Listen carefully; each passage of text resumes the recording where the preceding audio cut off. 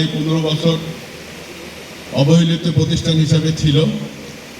এই আল হারান ইনস্টিটিউটের অনেক সুনাম রংপুরে ছিল, অনেক সুনাম ছিল, অনেক সুনাম আছে এখনো। এখানকার বাচ্চারা সব ধরনের শিক্ষায় শিক্ষিত হয়, ইসলামিক শিক্ষা থেকে আরম্ভ করে সব ধরনের বাহ্যিক জ্ঞান যেটা একটা মানুষকে পরিপূর্ণভাবে দিতে হয় সেটা এখান থেকে সেই বাচ্চারা সেটা অর্জন করে। তা আমাদের সংসদ সদস্য কর্তৃক বরাদ্দকৃত আমাদের সরকার প্রত্যেকটি সংসদ সদস্যদেরকে বরাদ্দ দিয়ে থাকেন।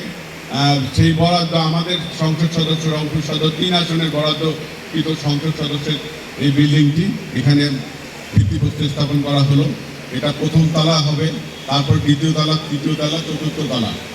তা আমরা রংপুরে যেহেতু এই স্কুলটি দীর্ঘদিন অবহেলিত, এই 15 বছর অবহেলিতভাবে কাটিয়েছে, আমার মাননীয় চেয়ারম্যান, আমার শ্রদ্ধেয় নেতা অবশ্যই আপনাদের যে দাবিগুলো জানিয়েছেন যে আপনাদের বিভিন্ন ফ্যাকাল্টি আপনাদের নাই, সেগুলো আপনার করার জন্য আমরা পরবর্তীতে দ্বিতীয় তলা যখন আপনার বরাদ্দ আসবে বা আমার এমপি মহোদয় যখন বরাদ্দ পাবেন গভর্নমেন্টের কাছ থেকে, তখন আমরা এখানে দ্বিতীয় তলার জন্য আমরা বরাদ্দের ব্যবস্থা মাননীয় সংসদ সদস্যকে বলে করার ব্যবস্থা করব।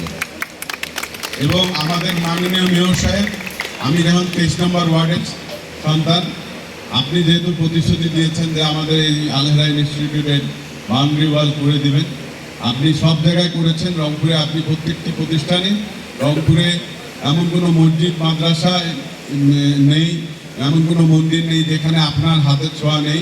সেহেতু আমাদের 23 নং ওয়ার্ডকে আপনি সুনজরে দেখবেন এবং এই প্রতিষ্ঠানটির বাউন্ডারি ওয়ালটি করে দেওয়ার জন্য আপনার কাছে আমি অনুরোধ জানাচ্ছি।